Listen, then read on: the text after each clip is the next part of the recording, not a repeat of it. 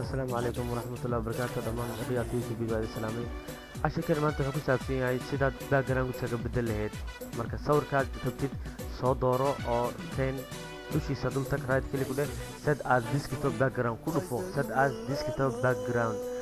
marka ku dhufatid sawirkii oo ku sanna desktopka oo marka hore shaashada ku saarnay hore markuu iska bedelaa 1 second marka uu iska bedelo 1 second uu iska bedelaa mid labaad soo dooro haddana kana right click dheh set as desktop background wax kale ka marabo sawirkaaga dul tagay iyo sawirka ala jecesho kale inaad ka bedeshid waa barnaamij marka ku sahlayo inaad iska bedeshid hada mid kale soo dooro waa kii ugu dambeeyay marka inaan practical ugu dambeeyay aan bixiyo marka waa kana sawirka labaad right click set up bisaleeda marka hada mid kale soo dooranayna waa ku tusaa waa kana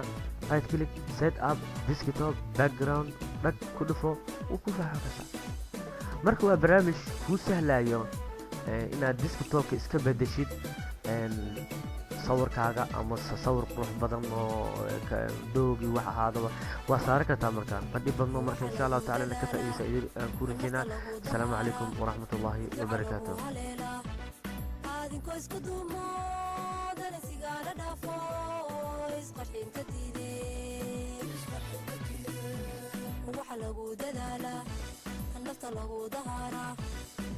lagu haleela